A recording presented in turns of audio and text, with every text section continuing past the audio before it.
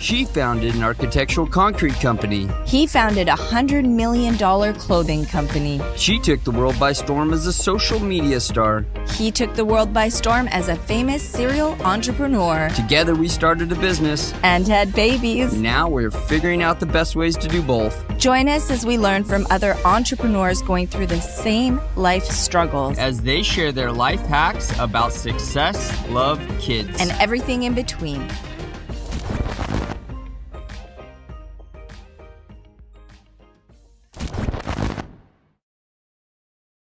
Hey, Hal, welcome to the Pretty and Punk podcast, man. So good to have you on. It's been a long time. It has been a long time, but I love both of you. Like, just seeing you makes me happy. So thanks for having me on. This is cool. Yeah, great to have another great dad. We've watched a lot of your stuff. We take in a lot of your content.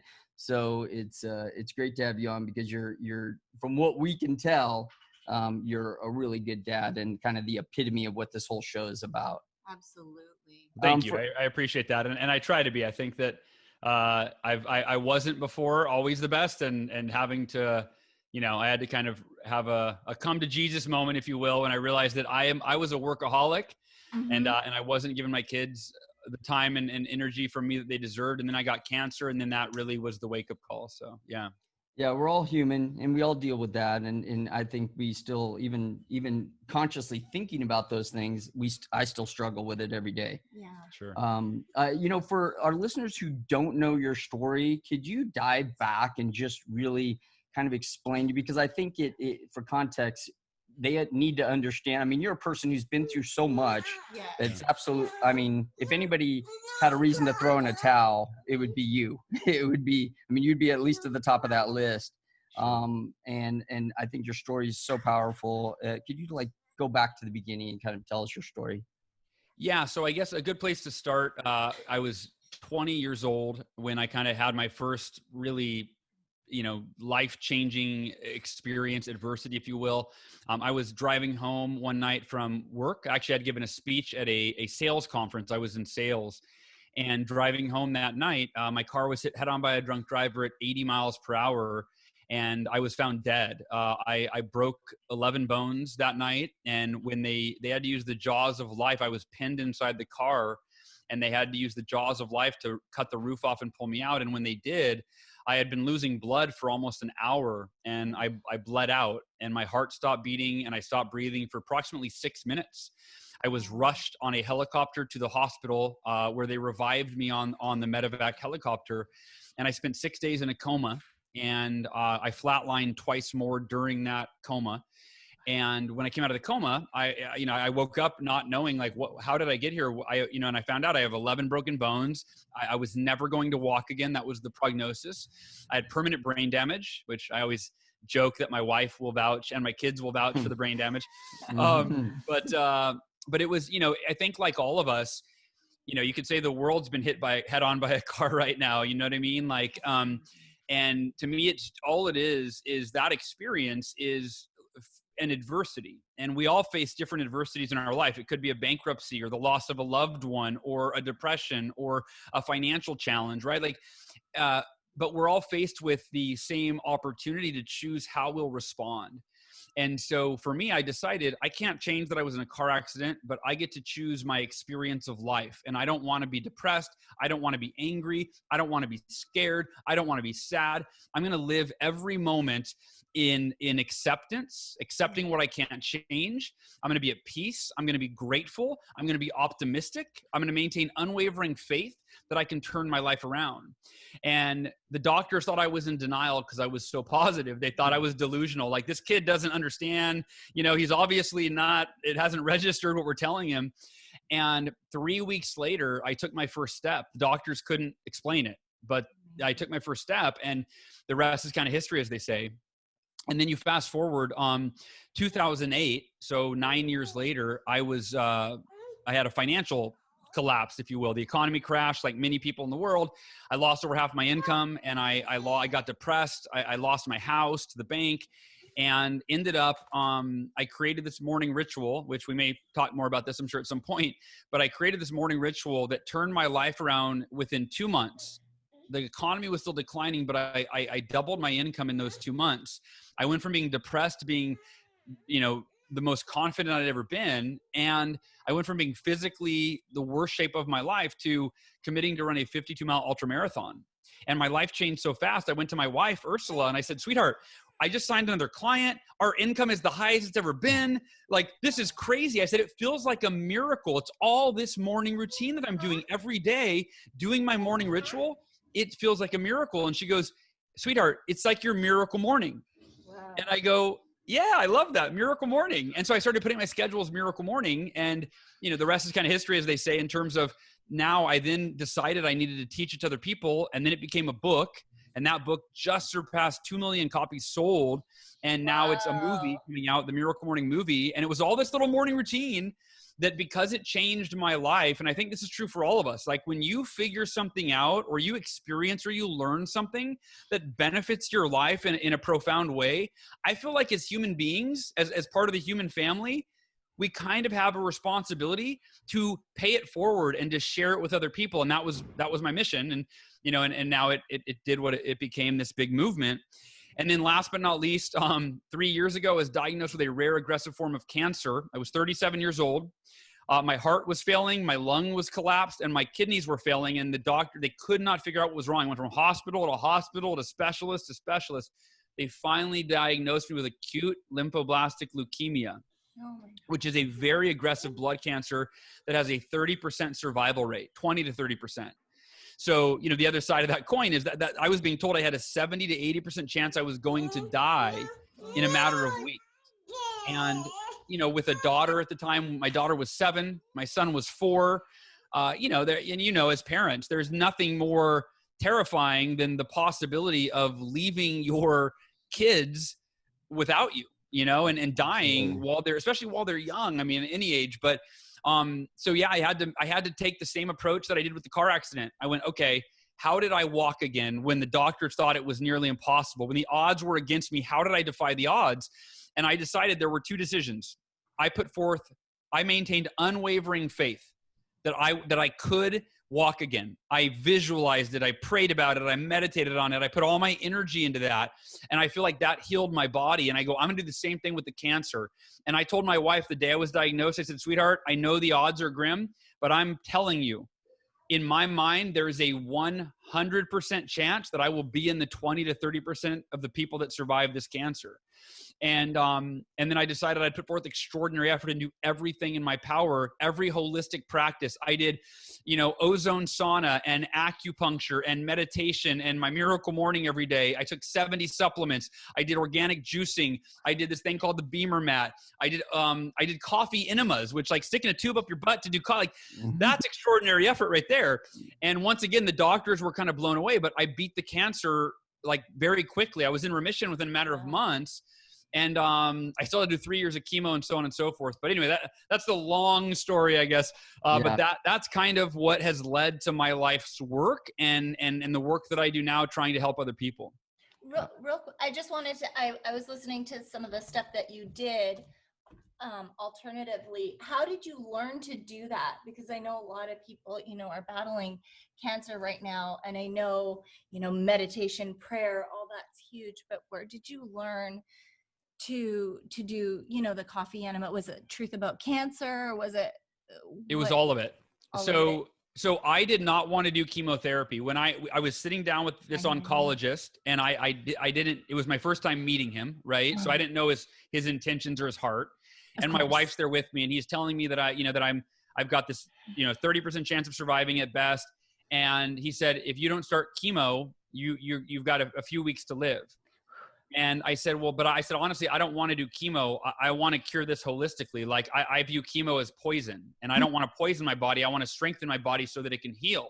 Right. And he said, Hal, I appreciate that you want to do that, but you don't have that kind of cancer. This isn't a slow growing tumor that you can test things with and see how it works. And then, do chemo as a last resort. He said, the way I see it, you have a few weeks to live. And again, I didn't know this doctor. I didn't know his heart. My wife is squeezing my hand as hard as she can, and she's crying. And I'm kind of taking that, I'm kind of, I guess I was skeptical going, I thought he was using this as a scare tactic to get me to do chemo. And I'm kind of like, you know, flipping him the bird in my head going like, don't stop telling me in front of my wife that I'm going to die in 3 weeks. You know what I mean? And so I said, hey, well, can we have, you know, I'd like to take 24 hours to go home and talk about this and sleep on this. Cause the chemotherapy that they recommended, which I ended up doing, and I'll explain why in a second, but it was 650 hours of chemotherapy in 8 months. It's one of the most intensive, aggressive, which is why the survival rate's so bad, because they die from the chemo, if not the cancer, right? Yeah. So we went home and we Googled my cancer and basically found out that the doctor's not exaggerating. This kills you in a matter, once you have it, you've got a few weeks to live. And most people actually die because they get misdiagnosed with like pneumonia or something else. They take antibiotics. They think they've got something else, and then they're dead in 3 weeks. Wow. Yeah. So it was kind of like my hand was forced, and I went back in and I went, you know, it was like, we have to do, I actually called one of the best holistic doctors in the world. That was my last ditch effort. He's famous, Dr. Brzezinski. He cured Suzanne Summers all naturally. Right. And I called, and he said, and I didn't talk to him, I talked to his assistant. She relayed the message, do the chemo. He said, you don't have a cancer, that we have no success curing your cancer naturally. No one that I know of has ever done that. So it killed me, because I'm like, every fiber of my being was like, I don't want to, who knows what the effects of this chemo are, especially with how horrific the chemo, like this intensive routine. And so anyway, so I just I decided my decision, and here's anybody listening, this is really important. Part of what I wanted to do doing this naturally was not only for me, it was for other people. I thought, I want to show people that you can beat cancer in a positive way to build your body up rather than poison it with chemo. Then I can help other people. And so that was part of what killed me, to go, I don't want to go the route that everyone else is going, that I don't think is great. And when I finally went that route, I decided I'm going to do everything holistically as if that's all I were doing, in conjunction with chemotherapy. And because I did that, my body responded. I was building it up. I was detoxing my liver. I was doing all these things that, you know, 99.9% of people are, my doctors, I would always quiz them. Hey, what about this? What about, they knew nothing about it. One of the best oncologists in the world, but he knows nothing about the natural stuff, because they're not taught that. Trained that So, way. so I did the truth about cancer. I did, you know, chrisbeatcancer.com. I read the book Radical there's my books on the shelf. How Not to Die, Life Over Cancer, Chris Beat Cancer, Thank You Cancer, Love, Medicine and Miracles, right? I mean, I read all those, you know, and I also read spiritual books like Joe Dispenza, Becoming Supernatural, which is a lot of study on the mind-body connection, right? So I did both of it together. And I feel like anybody listening to this, if you're going to do chemo, I get it. Like, the doctor's going to tell you it's, you know, either that or you're going to die, whatever it is. You have to put your extraordinary effort is to research and implement every holistic practice available to us. Yes. That's so true. valuable. And we don't talk about it, but we've dealt with things along the same line, and we're going through that now. So it's good to hear your success story. Can you talk to us a little bit about your 5-minute rule? Because I think that's important about people's mindset is a part of that healing too, right? And if you don't have that, if you aren't able to stay positive during those times, you know, I feel like it affects your overall well-being and maybe your ability to defeat it. So can you talk a little bit about your 5-minute rule? I think it's important. Yeah, I will. And I want to just echo what you said, which is our thoughts affect our biology. Our emotions affect our biology. And I am no scientist, and I can't give you I've read it all, but I can't regurgitate it. But the mind-body connection, here's my layman's explanation.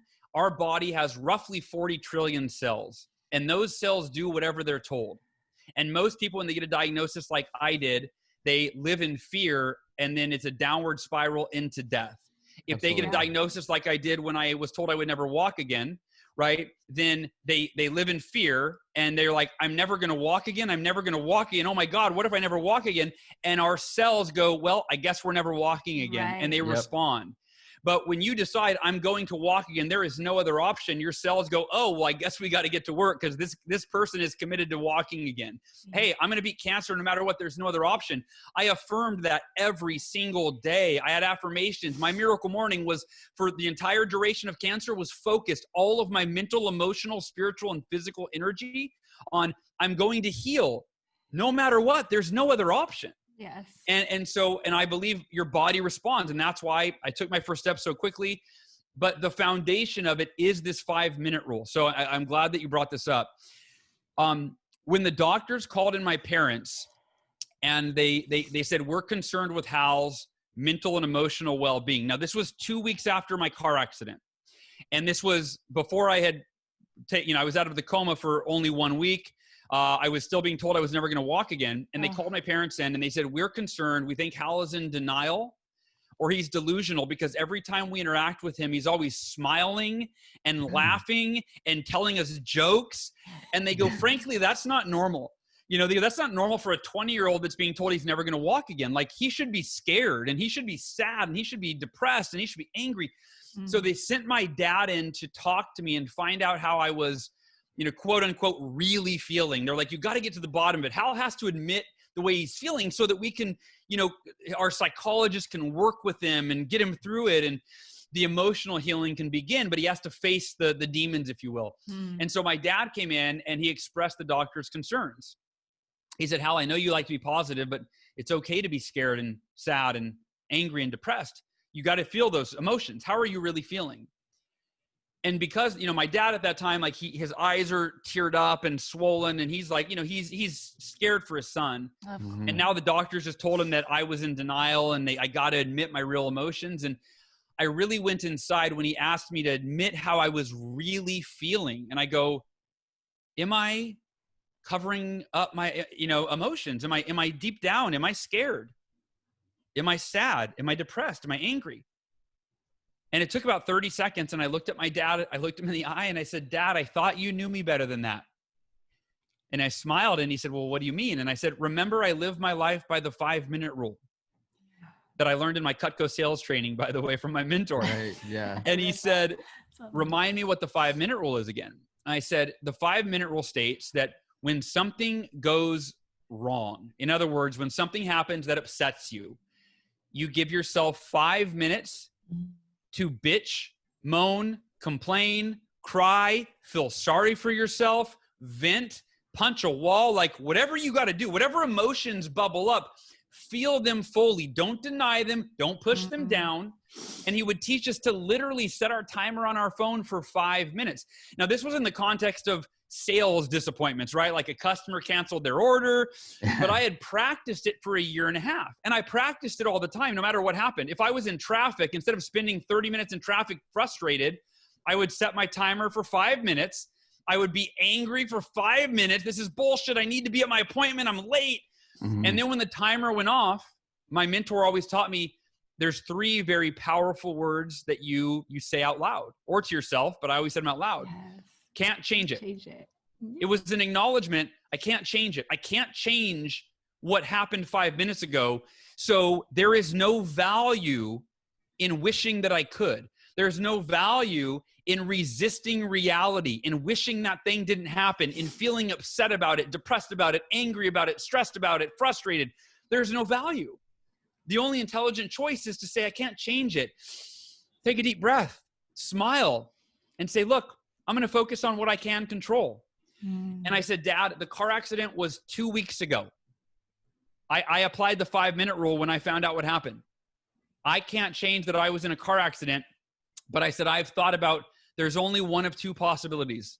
Number 1, the doctors are right and I will never walk again. And I'm very aware that's a real possibility. I don't know what's happening inside my bones. I don't know if I'm going to heal. But the second possibility, Dad, is I might walk again. There are such things as miracles. I don't know, or maybe my body's just going to heal. And I said, the doctors may be experts in medicine, but they're not experts in me. And I said, so here's the deal, Dad. I have completely, after my 5 minutes was up, I've accepted the worst case scenario. If I never walk again and I'm in a wheelchair the rest of my life, I promise you, I will be the happiest, most grateful person that you've ever seen in a wheelchair. because I'm in a wheelchair either way. And I will never let my circumstances, my unchangeable circumstances, define my emotional well-being. I said, so, and you know, he's like trying not to cry. And I go, Dad, I know you and Mom are worried about me. You have nothing to worry about, because the worst case scenario is I'm a happy individual. I said, but the second possibility is I might walk again. And I said, I'm putting all of my energy into that while I simultaneously accept the worst case scenario. And I'm visualizing walking again. I'm praying about it. I'm imagining it. I'm talking about it. I'm embodying that possibility. And so for anybody listening, the 5-minute rule, pretty simple. When something goes wrong, you set your timer for 5 minutes and you give yourself 5 minutes to feel bad about it, feel sorry for yourself, get upset. When the timer goes off, take a deep breath and say, can't change it. And acknowledge that there's no value in dwelling on that thing you can't change. It's time to accept what you can't change, accept it unconditionally, be at peace with it. Doesn't mean you're happy with it, but you're at peace. You're in between happiness and sadness is that state of being where when you accept life as it is, there's no resistance, there's no anguish, there's no inner turmoil. There's just a state of peace. And from that place, you can move forward and focus on the things that are in your control. And so I think that's become, you know, when I got cancer, it was the same thing. I can't change that I have cancer, but I can choose to be the happiest and most grateful I've ever been while I endure the most difficult time in my life. And if you're enduring a difficult time now, or I'm sure we've all got stuff ahead, right? Right. You can make the conscious choice to accept your life unconditionally, be at peace with it, and focus only on the things that are within your control. And the last thing I'll say on this is the only thing that we ultimately have control over is ourselves. How we think, how we feel, what we do. So own that. Don't blame your inner world on the outer world. Don't blame it on the election. Don't blame it on COVID-19. Don't blame it on a bankruptcy or a job loss or a divorce. I'm not trying to be insensitive. Like my heart goes out to you. It doesn't mean it's easy. I'm just giving you what for me has been the strategy that has allowed me to move through a car accident, move through cancer, move through financial loss, all of these things while maintaining a calm, peaceful, positive, proactive demeanor that has allowed me to move through it and not suffer even when I was in pain. Yeah, that's, it's such an important tool for entrepreneurs. Yeah. I mean, I can't even, I don't know that most people could be an entrepreneur if you can't get past some of those things that happen in your life, because it's a constant, right? For any entrepreneur, you're constantly being battling those things and those thoughts. Things come up all the time. Yeah. I want to touch on something that we kind of glazed over, and you have 2 incredible books, and not just, you don't have 2 incredible books. I should go back and say that. The Miracle Morning is kind of, and I didn't realize this, but it's kind of like a chicken soup for the soul in the way that you've created the Miracle Morning for all walks of life, for Miracle Morning for entrepreneurs, Miracle Morning for parents. What are some of the other ones? Oh, there they all are right behind you. There's the Miracle Morning for college students, Miracle Morning for writers, for network marketers, for entrepreneurs, for parents and families, for couples, for teachers. Our most recent one is for teachers, and it's amazing. I just want to mention this. A few days ago, I was going through my old journals, and I found in 2016, I wrote the 10-year vision for the Miracle Morning movement. And one of the parts of the vision was that I had a vision of it being practiced in every school in the world, or at least as many as possible. I thought if every teacher began the day by leading their students through meditation, affirmations, visualization, exercise, reading, and journaling, the 6 practices of the Miracle Morning, I thought the amount of empathy that students would feel for each other, right? That could end bullying. The amount of calm, clarity, and focus students would have would combat the ADHD challenges that we have, the focus challenges, right? All of the benefits. I thought someone that suffers from that. But that was the vision. And now the Miracle Morning for Teachers came out last year, and we have hundreds of, I think it's right now it's about hundreds of teachers that start every day with their students with the Miracle Morning. And we've heard the outcomes from those individuals are, that it's always been their most challenged students have had amazing breakthroughs in their life. So the Miracle Morning, the original book, started impacting so many people that a friend of mine came and he said, Hal, he's actually a sales trainer. And he said, Hal, have you ever thought about doing a Miracle Morning book series? And I said, it's crossed my mind, but it's not really a priority. And he said, well, I've shared the Miracle Morning with everyone on my sales team. I give the book to every new person that comes on our team, and they have to read it as a requirement. And he said, every salesperson that's doing the Miracle Morning is having their best results. And I was thinking you could do a Miracle Morning for salespeople. And that would be a good and so I go, well, let's co-author it, whatever. Like, it was organic. I never had this plan for this chicken soup for the soul, empire Formula, or whatever. yeah. It just kind of rolled out organically. That's great, man. And and we hear you have over 20 bestsellers, I think I read somewhere. Did you ever think? I think we have 12 or 13 books in the series now. Yeah. Wow, that's incredible. But I want to go back to the miracle equation, because we kind of ran over it real quick. And I actually had to write it down because I wanted to quote you. You said, if you do this, you cannot fail. And that's something that's so important for entrepreneurs, because, and I see what you're saying, but I think there's a lot of people who would stand back and go, he's crazy. Like, that makes no sense. Because if you're going down the wrong direction, or you've started a business that's never going to work. Yeah, it just never work. If you're thinking about a business that you're trying to sell ice to Eskimos, and it's just not a business that's going to work, they're thinking at that point you failed and you're just not going to be successful. But what did you actually mean by that when you wrote that? Yeah, that philosophy comes from Jim Rohn. And it's a Jim Rohn philosophy that I've kind of adapted to my life. Let me start by saying this. So the Miracle Equation is the book that you're referencing. It's my most recent book, and the subtitle of the book kind of explains this a little bit. It's the 2 decisions that move your biggest goals from possible to probable to inevitable. And the decisions are unwavering faith and extraordinary effort. Now, at first glance, those feel a little bit too simple. Like, okay, so I have to believe in myself and work hard. Yeah, got it. I already knew that, right? It's a little more nuanced than that. And so let me dive into your question, and then we're going to circle back on the 2 decisions. So your question is, right, you quoted me about, when you do this, essentially, if you apply the Miracle Equation, you cannot fail. And here's the idea.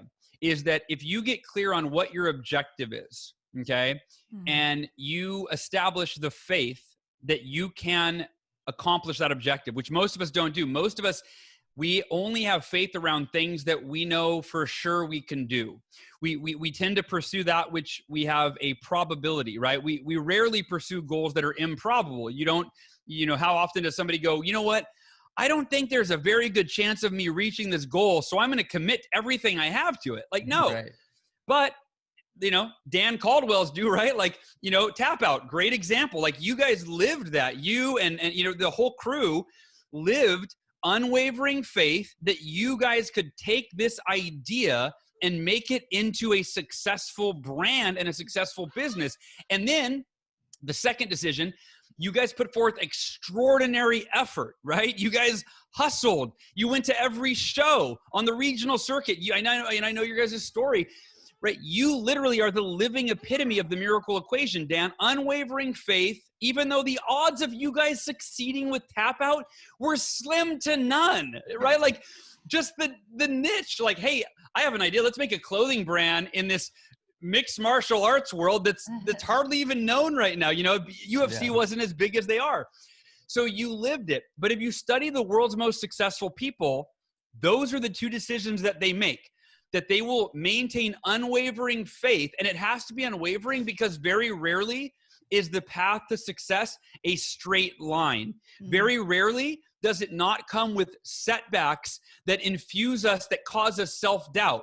And most entrepreneurs, either they have self-doubt from the beginning, so they never even get out the gate, right? They don't have the faith that they can even do it because they have too much fear. Or maybe they have the uneducated, uninformed optimism, and they're like, I can do it. But as soon as they hit an obstacle, as soon as you encounter, oh shit, I didn't expect this to happen. Never mind. I'm going to go back to mom's basement. I'm going to go back, get a regular job, right? So you have that faith has to be unwavering, because when you get that setback, you go, all right, now I got to pivot. I was trying to sell ice to Eskimos. Damn, that was the wrong angle. I got to go find people that are living in Arizona to go sell ice to, right? Absolutely. Or I got to sell something different to the Eskimos. So unwavering faith doesn't mean that you don't pivot. In fact, that's a huge part of it, right? Because when you're maintaining faith towards your outcome, you've got to pivot along the way. And so unwavering faith and extraordinary effort, and going, again, answering, I always take a long time to answer the question, but the question on how do you not fail? If you maintain unwavering faith that you can achieve an outcome, and you put forth extraordinary effort until, and that is the word that allows you to transcend the possibility of failure, is the word until. Maintaining unwavering faith until the result is achieved. Putting forth extraordinary effort until the outcome is reached. And when you maintain those two decisions for as long as it takes, you eventually get there. It's only a matter of time. Time becomes the only variable. And I want to give you one specific example. When I wrote The Miracle Morning, no one knew who I was. I didn't have an audience. I didn't have a blog. I didn't have a platform. I didn't have an email list, right? I just believed I had this Miracle Morning concept that had changed my life so profoundly. And it had changed the lives of virtually everyone that I taught it to, which was at that point was all of my clients, and I would give speeches around town at like Toastmasters, like really small stuff. Right. And I knew, though, because it had changed a few dozen people's lives, that to me was evidence that I just have to get it to 1 million people. I don't know how, but I got to figure it out. So I created a mission, change 1 million lives one morning at a time. And I just chose the arbitrary time frame of 1 year, because that's what we do. Like, all right, I'm going to set the goal for a year. I'm going to try to reach 1 million people. And I had been, to be really clear, I had been practicing the miracle equation at that point for, I think 9 or 10 years. And so I already had that formula. That's I practiced it through my sales and all of these different things. And so I decided that was my approach. And so I maintained unwavering faith, and I put forth extraordinary effort that first year. And here's my extraordinary effort, just so you have an idea of what I actually did, like tangible things. I did over 150 interviews on other people's podcasts, just one at a time. I'd reach out, do the interview, ask for referrals. Who else do you know that I'd be a good guest on? And I would email those guys, and I just hustled, right? Right. And I got on over 150 podcast interviews, having really no connections from day one. I did over 36 speeches all over the United States. I was on 13 television interviews, and I had to pay 10 grand to get a publicist to help me get on all these morning shows. I launched my own podcast to try to build an audience. I did 52 weekly episodes. So that I did everything in my power that I possibly could to reach 1 million people. And keep in mind, you guys, I want you to listen to this. My goal was 1 million. I sold 13,000 copies. Okay, do the math, right? I was 987,000 copies short of my goal. That means data-wise, I was 98.7% a failure. Now, I think most people would go, well, I tried, didn't work out. I'm going to go do something different. I'm going to write another book. I'm going to start a different business. Obviously, this isn't working. I was committed to the miracle equation, maintaining unwavering faith and putting forth extraordinary effort until I achieved the result. So I dusted myself off. Now, by the way, was I discouraged? Hell yes. I think if you do the math, like 13,000 copies a year to get to 1 million copies, it's like 82 years or something like that, right? I'm like, I was already 30. Like I wasn't going to live that long. But I was like, whatever, I will. And I literally committed in writing, I will dedicate the rest of my life to changing 1 million lives with the Miracle Morning. I don't know how long it's going to take, but I'll keep trying. Year 2, I tried again. I think I sold like 27 or 23,000 copies year 2. I'm like, all right, I'm getting better, but I'm nowhere near where I need to be. So I tried again in year 3. I tried again in year 4, and it took 6 years. The 6th year, I finally, and I, done over 400 interviews and all these things, right? But I finally surpassed 1 million copies sold and impacted 1 million people's lives. And that's the point, is if you maintain those two decisions of the miracle equation until you get there, timing is the only variable. It might take you 10 years, right? But Right. I think that a question I was asked once, this is the last thing I'll say on this, is someone said, I heard this adage once, it takes 10 years to be an overnight success.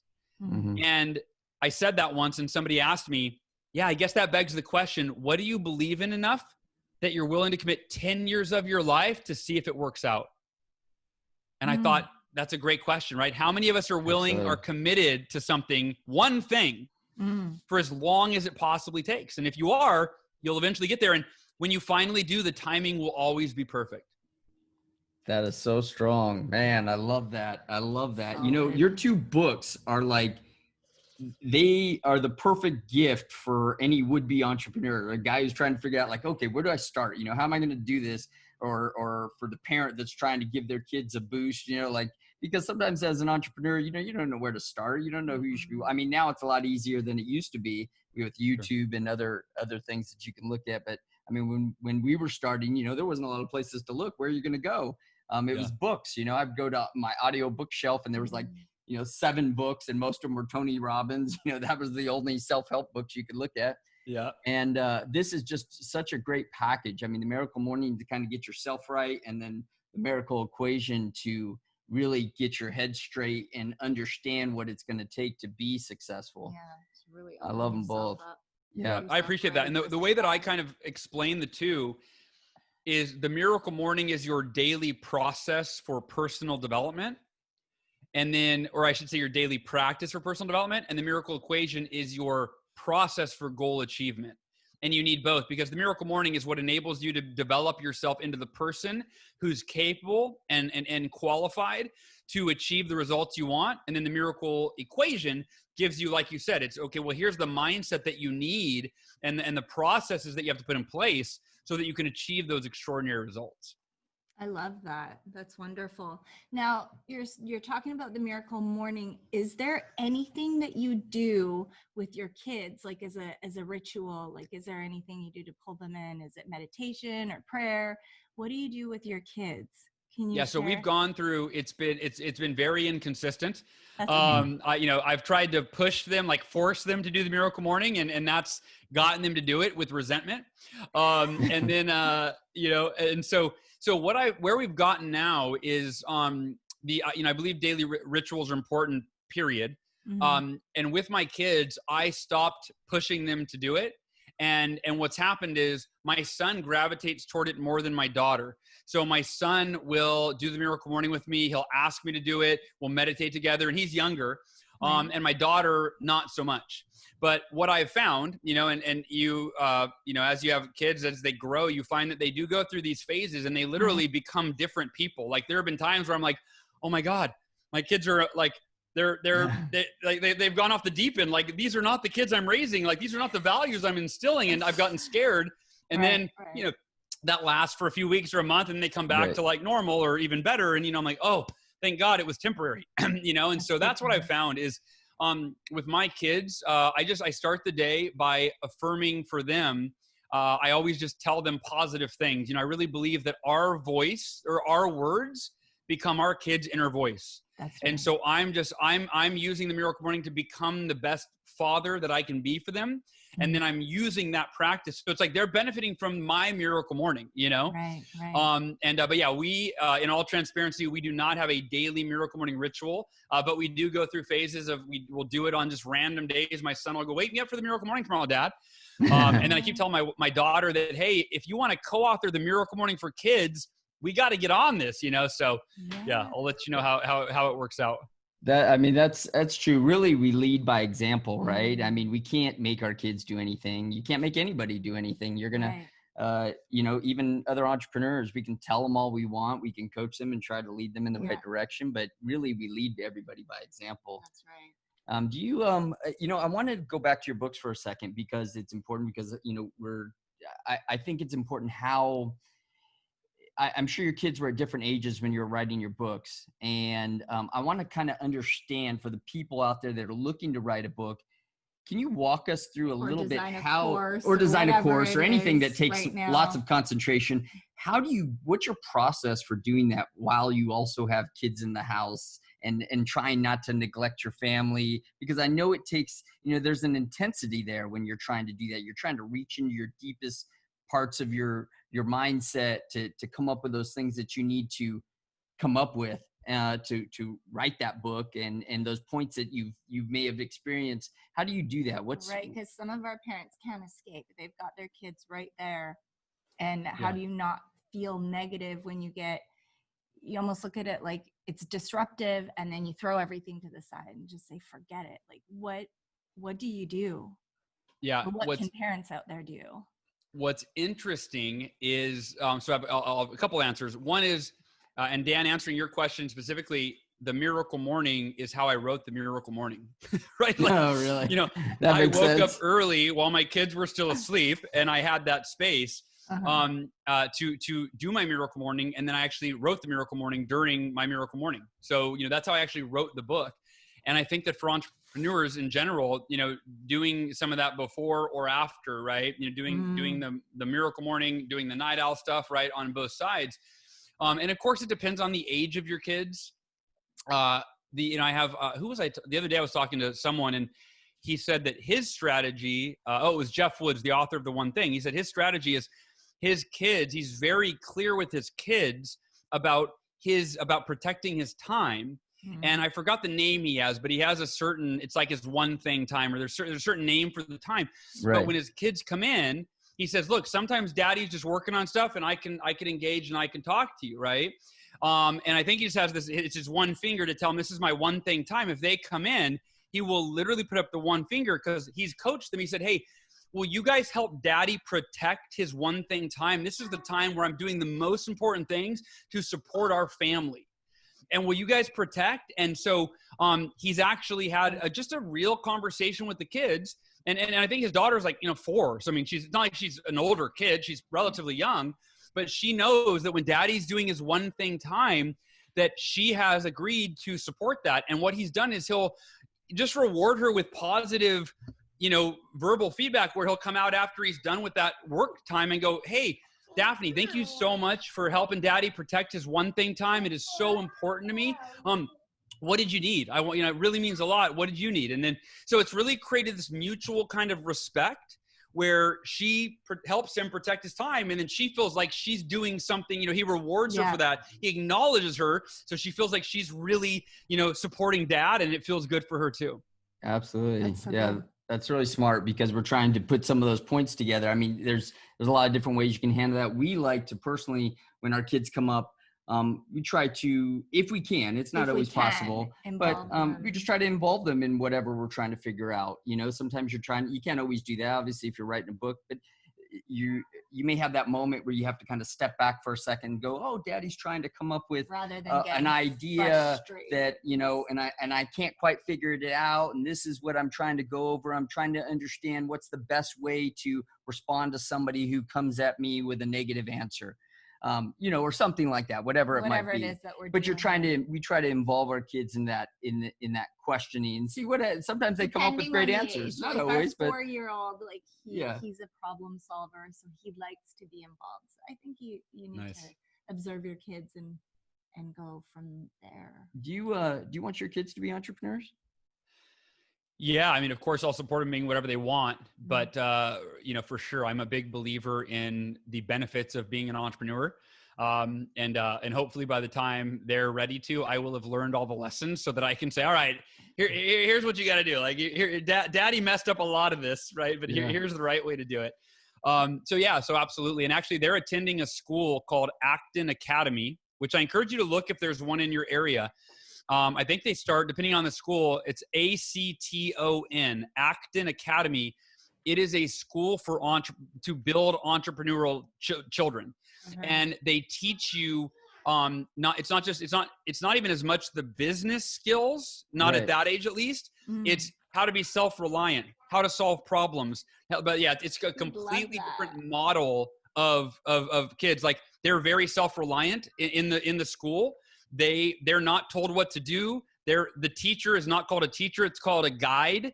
The teacher is not allowed to answer any question other than with a question that empowers the student to go find the answer either from a peer or from online.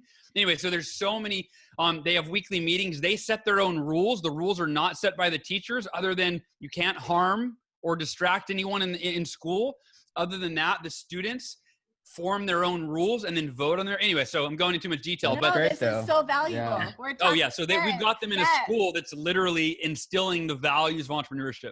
Yeah, I went to a school something like that in junior high. I got kicked out, but it was they basically gave you all your work at the beginning of the year, and you were just, they've kind of left it up to you. You just, you know, if you were going to stand around and read another book or whatever you were going to do at that time, you had your own time during that class time. Wow. And you can do what you want with it.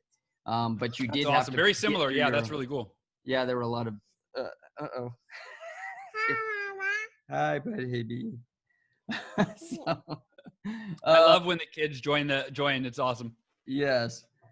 So I really wanted to ask you about, I loved your Father's Day episode of your podcast, the Achieve Your Goals podcast. It was, I think you and John are on there, and you guys are kind of going back and forth discussing some of the, you know, your ideals of fatherhood, that you guys discussed on this walk that you guys had. And one thing I think it was really eye-opening is the part where you, and I'm going to butcher it a little bit, but maybe you can explain it better. You talked about how if you put a bunch of dads in a room and you asked them what was the most important thing in their life, they would always, and they said, is your family the most important thing in your life?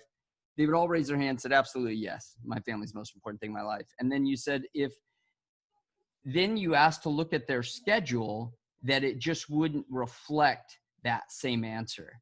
Yeah. Can you speak a little bit about that, and how do we fix that? Yeah, that was a big, again, when I had cancer, right, it was, you know, I was basically not working for 8 months in the hospital for the majority of 8 months getting chemo. And so I had a lot of time to, you know, to reflect and think about things. And I realized that I was a workaholic when I got cancer. In fact, possibly part of the reason that I got cancer, you know, just overworking, stressed out. And if you would have asked me, yeah, what's your number one priority in life? I would have always said, before I had cancer, I would have said family. But if you would have looked at my schedule, you would have seen a lot of inconsistencies. You would have said, well, yeah, for someone that says family's number one, you sure work a lot. You sure do travel a lot. You sure do miss a lot of weekends because you got another book coming out or some huge project that you now are justifying why, you know, talking to my wife, sweetheart, hey, just, you know, I got to work today, blah, blah, blah.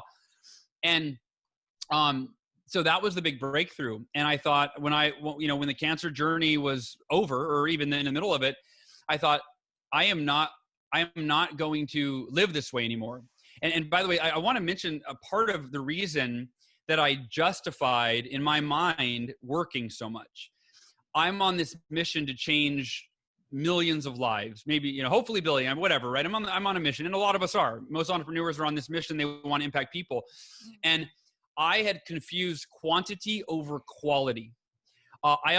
My justification was, well, yeah, sweetheart, I know we got this family thing, but I'm over here changing the world, and these people need me. Millions and millions and millions of people need me to come and support them and help them. I've got it. This is my life's mission. But there's 3 people at home, and the impact that I have on 1 million people will never be as intimate, as profound, as deep, or as lasting as the impact I can have on these 3. And when I had cancer, I switched it in my mind. I went, oh, impacting millions of people is not more valuable than impacting these 3. And so that was a big epiphany for me. And then I decided I'm going to start aligning how I live my life with my number one priority, which is my family. And so the way that I've done that, there's a few different things. Number one, my Miracle Morning, my family is infused through all of it. So I have affirmations on being the husband that I feel my wife deserves, and being the father that I feel my kids deserve. When I read every morning, I have a rule that I have to read 5 to 10 pages out of a parenting or a marriage book before I pull out the business book that I'm reading or the spiritual book that I'm reading. And what that does, that act in and of itself reminds me that My family is the number one priority. Just doing it first. They are my number one priority. So that's the first thing, is when I'm developing myself in alignment with my highest priority, which are Ursula, my wife, and my kids, Sophie and Halston. That's the first thing. The second thing is, I used to do my miracle morning in our media room on like the other side of the house. And then Ursula, my wife, would come. She'd wake up the kids. They'd go get ready for school and make lunches. And then right before they left, they'd go, Dad, we're leaving. And I'd come down and kiss them. And I'd go back up and go into work. And I realized that I wasn't beginning the day with my family. So now I wake my kids up at 7 a.m. I spend the first hour, it's literally family time. I make lunches with them. So that's a part of it. Every morning, the first hour is with my family. And then my wife I used to delegate, right? Divide and conquer, sweetie. I'll work on the business. You take care of all the stuff with the family. So she drove them to school. Now I do just as much driving as she does. I take them on Tuesday and Thursday. I pick them up Monday, Wednesday, Friday, right? And that quality time in the car, having dance parties, right? Like, is amazing. And then, and then at 5 o'clock, I used to work till 6, 7, whenever I was done. Now I'm off at 5, and I mean, there are rare exceptions when, I'll be like, all right, hey fam, I'm working on this thing. It's going to take a little longer, but for the most part, 90% of the time I'm off at 5. And it's family time until the end of the day. And I go in, again, I used to delegate reading to my wife. Now I'm in there. We're both reading. Last night I read, right? And now we pray before bed. This is actually new. My wife and I spirituality it's like one of my highest priorities. But I realized that we weren't doing it with the kids, because when we were taking them to church for a while, COVID hit. So that stopped. They didn't like the online church. We weren't praying with them. And so it's been on my to-do list for a long time to infuse spirituality more with my kids. And so my wife and I had a couples retreat the other week, and I'm like, hey, I want to infuse this with the kids. So now we read a daily devotional before dinner starts every single day. That's a new ritual, and it's sticking, and it's been amazing. And it facilitates discussion amongst our family on how would you respond in the situation. And then at night, and this has been my favorite, at night, we finish with prayer. And I thought, I grew up, going to church, and that instilled a lot of my moral values and even just a relationship with God, with a higher power, to where when I was in those dark times by myself, I had faith. Like, I had faith that in God and that things would turn out. And I realized our kids, we haven't taught them how to pray. Right. So when they're at college and they're off by themselves and they're afraid, if they don't, if they can't if they don't feel like there's some higher power, right? I think that's important for all of us. And so now every night we pray. Every person takes turns praying to God out loud with our hands folded and our head bowed. And we all pray. We say, we thank God for something. And then if we want, we ask God for help with something that we want in our lives. And it's been such a beautiful ritual every day. So yeah, I try to begin the day with my family and end the day with my family, and spend time in between. We try to do that too. I didn't know you did the prayer. Like, for us, it's so powerful. And I feel like, as Dan said, we don't really talk about it, but when I faced my own health crisis, prayer was huge. And with my son, seeing how, prayer and mindset, I love how he's on this journey with us. And we even try to have our 1-year-old say prayers too with us every night. So, She's really good. And she does her little part. Yeah, she has the amen part down for sure. So one more last question, because I know you got a whole day in front of you. I have a few more minutes. We have a million questions. We got a lot of questions for you, because you're such a wealth of knowledge here. Wait. I just wanted to hit on this, because we're dealing with families and relationships, and a lot of people, I was going to say, I don't know if you know, but a lot of people that are emailing us, their relationships are on the verge of crumbling with everything going on. And you brought it up. I had a note here about how you don't read a business book before you read a parenting, or you get into a little bit of parenting or relationship book. Can you share one of each, a parenting and relationship book for our audience? Yeah. One of my favorite parenting books is Hold On to Your Kids. And it's by, I can't think of the main author, but it's the secondary author is Gabor Mate. hold on to your kids. And it's essentially about our kids today are being raised by each other. And we need to kind of take them back in and really spend more quality time and instill, be actively instilling values and principles that will serve them for a lifetime. So that's one of my favorite books. And then on marriage, it's called Conscious Loving. And that's one of my favorite books on marriage. And it really is, if you can live by it, and it's of course easier said than done, to live, what it is that you read.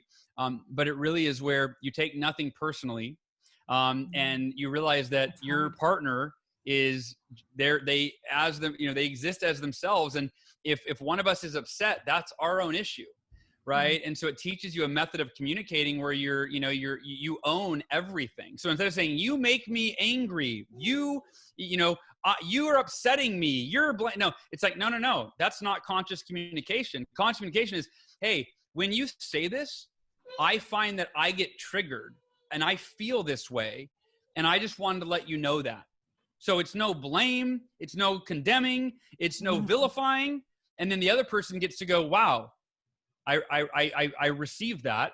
And then because they're not being attacked, you're being vulnerable. They're able to empathize and go, how might I respond differently in the future? And then, and then it creates this two-way, really conscious dialogue where you're two human beings that aren't losing your shit on each other, right? Yeah. And you're really coming from a place of conscious loving. So. No, I think you mentioned something about that's really helped you and your wife's relationship. And there are other things that you do quickly, just that you and your wife do to try to keep your relationship strong. I did forget to mention, scratch those books. The Miracle Morning for Couples is the one you want for your relationship. Absolutely. Yes. And the Miracle Morning for Parents and Families is the one you want for your kids. I'm a terrible promoter. No, we got that. Both great books. We already hit that on our intro. Yeah. Awesome. Love it. So one thing that my wife and I do, so a big thing that I do is, it was a real paradigm shift that I had a few years ago. And it was the idea that, we tend to keep score as human beings and often unconsciously, but we tend to mirror behavior. So it's like, oh, you're being really sweet to me, I'm going to be sweet to you, right? Oh, you're angry and you're being rude. Well, then screw you. Right. And we tend to mirror behavior. And I decided that instead of playing that game, if you will, I thought, what if I just make my mission in life to make my wife's life amazing? What if that was my sole singular mission projected toward her that had nothing to do with how she treated me on any given day? In fact, I went as far as saying, if she's rude to me or angry or having a bad day, I need to work harder to make her life amazing. Wow. So part of making her life amazing is being empathetic and being understanding and being patient and being loving and creating a space for her to feel anger without me taking it personally. So that for me, and the way I do that is my affirmations. I have an affirmation that affirms every day, Hal, hey, remember, your mission in life today is to make Ursula's life amazing. And that has nothing to do with how she shows up and 100% to do with how I show up. But then so that for me has been the biggest game changer. It becomes reciprocal, right? I mean, you start, that becomes you, and then that becomes her because of how you are speaking with her, relating with her. I can see that, I'm sure that comes back to you. Yeah, absolutely. It absolutely does. And then, if she does lose, if she gets angry and loses it, and then I respond by being calm and stuff, then, it takes 5 minutes and then she goes, I'm sorry, that wasn't my best moment, so it's like, it's amazing how when you don't respond to anger with anger or respond to judgment with judgment, and you respond with love, it kind of diffuses the situation. And, you have to respond with love and then wait. Right. And then, let the love kind of grow, like a little seed kind of grow, and then, create something beautiful between you. That's so good. And you had an affirmation. It said, I am committed to having a close, loving, and playful partnership that supports both of us, bringing our greatest gifts to the world. I don't know where I pulled it, but I wrote it down. I'm like, Dan, we have to start saying this. So and then I got about 14 elbows in the side. See this? You see what Hal does? You see what Hal does with his wife? Yeah, I'm never going to live that down, Hal. Thank you. Yeah, you're welcome. That's funny. Okay. So the last question about your kids. I want to, I think it's all important for all of us. And you actually said something, I had to write it down because I wanted to quote you perfectly. The most important thing in my world and life is that I can influence my children in a positive way to set them up for a great life. And I think every father wants that for their kids. And as an entrepreneur, I think we try to guide our kids in a way that we're feeling powerful, and things that, some of the books that we discover and influencers that we discover and mentors, we want to pass those on to our kids. If there's something that you could leave with your kids, one thing that you could, a small piece of knowledge that you could leave with your kids that they could use to help get through life, what would that piece of knowledge be? Yeah, that's a hard question to answer because there's always going to be, more than one. But for me, one of the most fundamental guiding principles for my life has been do the right thing, not the easy thing. Mm-hmm. And my kids know that, by heart. In fact, my wife at dinner I think it was last night, actually, we were reading that devotional, and then she goes, Dad says, do the right thing, not the easy thing. And my daughter's like, of course, we know Dad says that. We hear it all the time, right? Yeah. But remember, I'll say this again, your words become your kid's inner voice. So make sure you're not criticizing them, that make sure that you're not catching them doing things wrong. You're catching them doing things right. You're breathing belief and life and love and possibility into your kids. And so, so for me, that's one of the guiding principles, do the right thing, not the easy thing. And I think that for all of us, it's like in every moment we're faced with a choice. Should I eat this? The easy thing, right? That tastes good, or the right thing, And sometimes it's the same decision, but more often than not, it takes a little more discipline to do that right thing, than that easy thing. 100%. And the last question, you have all these incredible books to leave to your kids. What a great, beautiful gift that you can leave to your kids. But if you couldn't pick one of your own books, what's a book that you would leave for your kid to help guide their life? Probably Loving What Is. And again, that's a hard one to pick one, but it's by Byron Katie, Loving What Is. It's been one of the most impactful books that I've ever read.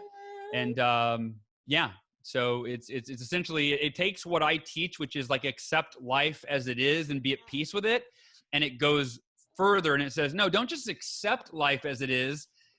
Love it fully. Even love your cancer. Love your car accident, love your divorce, love your bankruptcy. Like, it really teaches you how to go beyond being at peace with the things that are challenging for you to actually embracing them as perfect and necessary and loving everything exactly as it is. That's awesome, Hal. Thank you so much for coming on the show, man. You are one of our target people that we picked right out the gate when we started this podcast. We wanted to get you on here. So we're so happy to have you on here. Where can people find you and how can they get a hold of you? We do want to talk about that. We at the opening of the podcast, you didn't hear it, but we did talk about your film that's coming out December 12th. I believe they can go to miraclemorning.com to get tickets. Yeah, miraclemorningmovie.com. Miraclemorningmovie.com to get tickets. Tell us a little bit about where they can find you and how to get those tickets. Yeah, that's right now. That's my mission. My mission in life to elevate consciousness. The next phase of that is this movie. And we've been filming this documentary for 6 years. Wow. I was diagnosed with cancer halfway through, and I ended up, I called our filmmaker and I said, hey, the movie's on hold. I've got to fight for my life and live for my kids. Yeah. And the filmmaker is a good friend of mine. And after he consoled me, he said, hey, I think that we should film you beating this cancer because I know you're going to beat it and it will inspire a lot of people if we can capture your journey. And I was kind of taken aback. I thought, that's not what this movie is about. It's about, teaching people how to start their day and start their miracle morning. And it shows some of the world's most successful people. It shows their morning routines. But I'm so grateful that I finally let him, he's pleasantly persistent, and I finally agreed, and he filmed me in my darkest hour. For 8 months, he filmed me getting chemo. He filmed me on pain management. He filmed me in tears. He filmed me, bald, skinny, doing my miracle morning at the hospital. He filmed the whole journey. And this movie for everybody right now, people are struggling. We're struggling individually and we're struggling collectively as a society. And I feel like this movie is coming out at the perfect time where it shows you how to immediately shift your mindset and implement a daily practice that will allow you to take control of your life. And we were doing a theater release in May. COVID hit, that fell apart, of course.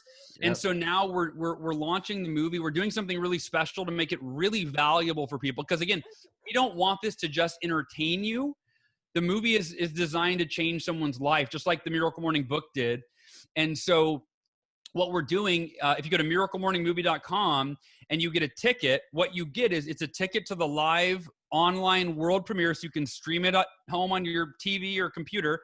But it comes with, immediately following the movie, is a Miracle Morning implementation training, so that you go from watching the movie and understanding and being inspired to actually, I just recorded this the other day. It's like, hey, here's step 1, step 2, step 3. Even if you've never been a morning person, here's how you can start the Miracle Morning and change your life tomorrow. And then following that is a live Q&A where you can ask me questions. And then we finish it. You're going to leave with 2 things. You'll leave the premiere with a brand new and improved Miracle Morning 30-day challenge, so that we support you in making this a lifelong habit.